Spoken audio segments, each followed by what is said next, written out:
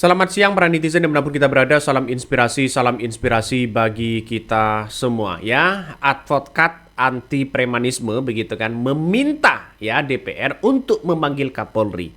Jangan sampai Kapolri ya atau TNI kalah sama premanisme. Nah, ini menjadi spekulasi panjang begitu kan ya soal bagaimana tim advokat ini begitu meminta ya Komisi 3 untuk menegakkan premanisme yang ada begitu. Jangan sampai kalah. Saya kira ini apa yang kemudian disampaikan oleh tim ya advokat anti premanisme ini sudah mewakili masyarakat Indonesia. Jangan sampai kalah, bro. Panggil itu Kapolri. Hai Kapolri, kenapa kalian kalah sama premanisme? Itu yang kedua. Para ibu-ibu yang paling merasakan ini, yang paling merasakan ketakutan melihat tayangan-tayangan atas kejadian-kejadian bagaimana premanisme mempertontonkan kata-kata kasar, perbuatannya, bahwa premanisme itu tidak hanya yang disebut oleh rekan-rekan yang tadi. Sebenarnya ini di seluruh Indonesia ada premanisme di terminal, di bandara, di jalan-jalan. Bayangkan bapak-bapak di sini membayangkan bahwa kalau anak perempuan kita membawa mobil di malam hari harus berbelok, ada banyak preman-preman di sana. Itu juga perlu. Jadi jangan hanya lihat Herculesnya. Hercules lain juga banyak dan itu di daerah-daerah lain banyak. Yang mau saya katakan adalah melawan lupa. Mohon kita semua ingat bahwa Indonesia ini adalah negara hukum. Apa artinya? Segala sesuatu tindakan anak bangsa harus sesuai dengan hukum. Karena hukumlah makanya ada di ruangan ini yang terhormat para wakil kami Komisi 3. Yang kedua, mohon Komisi 3 DPR mohon maaf kalau saya salah, seperti tidak bereaksi. Ini rakyat bapak-bapak sudah gaduh, sudah ketakutan yang penonton TikTok melihat bagaimana ancaman-ancaman jenderal aja diancam, bagaimana anak-anak di jalanan, anak-anak pergi kuliah, pergi kerja, udah ketakutan. Mohon dong kalian bereaksi, para yang mulia anggota DPR di sini Komisi 3. Panggil itu Kapolri. Hai Kapolri, kenapa kalian kalah sama premanisme? Itu yang kedua. Yang ketiga, jangan sampai anak bangsa terintimidasi di negaranya sendiri. Bapak-bapak bisa duduk tenang di sini, tapi anak-anak bapak enggak selalu orang tahu kan bahwa anak bapak anak DPR di luar. Kenapa itu di jalan? Bagaimana? Gara-gara premanisme ini dibiarkan. Jadi hanya yang 3 hal itu. 1, Indonesia negara hukum, berlaku semua sesuai dengan hukum. 2, DPR terutama Komisi 3 mohon panggil itu Kapolri. Kenapa Kapolri sepertinya kalah sama premanisme?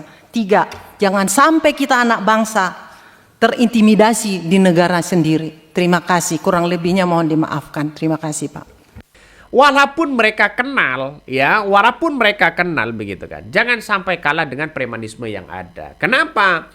Karena kita lihat saja nampaknya Indonesia darurat dengan premanisme itu begitu. Makanya ini menyinggung soal Hercules ya, soal Hercules yang kemudian punya organisasi grip di situ begitu kan, untuk ditindak ya, yang dianggap sebagai orang-orang yang menggunakan ya cara-cara premanisme yang ada. Makanya advokat dari tim ya anti premanisme ini meminta DPR memanggil Kapolri. Kenapa Anda kalah sama premanisme? Kira-kira seperti itulah begitu kan ya. Apa yang kemudian disampaikan oleh tim advokat anti premanisme itu. Coba kita ya tonton ya bagaimana ibu ini begitu kan ya meminta ya Komisi 3 untuk mengusut, untuk menegakkan ya premanisme yang ada selama ini. Intinya adalah poinnya jangan sampai ya Kapolri, polisi, TNI kalah sama premanisme. Itu. Saya kira ini langkah yang bagus begitu. Makanya orang-orang akan nanti melihat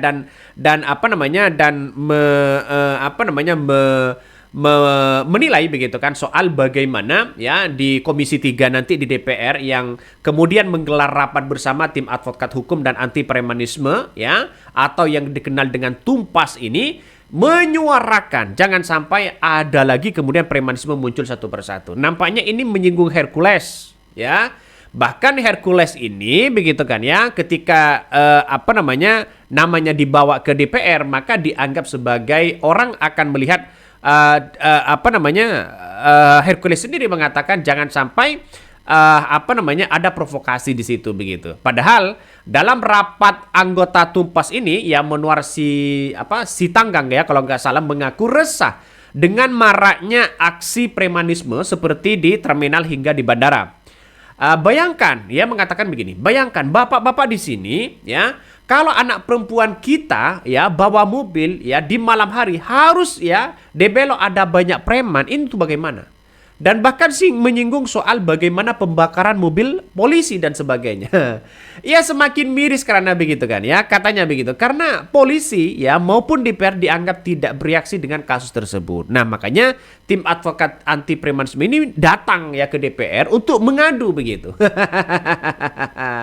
Ya mendesak DPR lah ya, mendesak DPR untuk mengusut ini semua. Tapi ini kita lihat saja bahwa apakah nanti akan ditindak atau bagaimana. Tapi yang jelas kami menganggap bahwa persoalan-persoalan ini begitu harus dituntaskan. Masalah soal premanisme dan sebagainya. Makanya tergantung dari Kapolrinya. Kalau Kapolrinya tegak, ya saya kira ini akan bisa. Nah ini ya kesempatan Kapolri untuk ya kepercayaan publik kembali lagi kepada Kapolri. Itu aja sih sebenarnya. Ya inilah yang terjadi, makanya tidak heran begitu kan ketika dulu orang-orang seolah-olah ada bosism begitu kan, ada lokal strongman yang kuat, nampaknya ini dipelihara begitu ya, nampaknya dipelihara.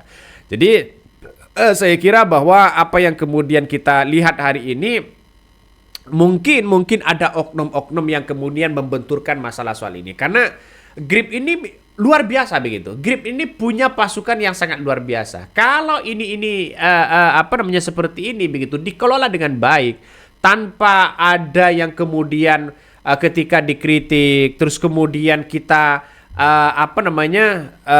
membela sana sini begitu kan. Seharusnya kan ya ditanggapi dengan santai, bukan dengan otot di situ. Seperti ya apa yang disampaikan oleh Pak Gatot begitu kan. Ini kan muncul narasi-narasi itu begitu. Ya ketika Pak Gatot mengkritik Hercules, terus kemudian Hercules menanggapi dengan otot, dengan tegang, akhirnya menjadi riuh begitu masyarakat Indonesia. Tapi saya kira ya inilah yang terjadi begitu kan. Siapa yang kuat, siapa yang punya jaringannya kuat, mereka akan melakukan seolah-olah ya kita akan melihat bahwa ini adalah kuat ya, bahwa ini adalah orang-orang yang kuat, tidak bisa dikalahkan dan tidak bisa dikritik. Padahal di negara demokrasi ya seperti ini begitu. Makanya tidak heran ketika orang-orang mengkritik itu ya. Oke, mungkin itu yang kami sampaikan ya. Tonton terus channel Hodari Podcast Rakyat ini, jangan lupa di-subscribe.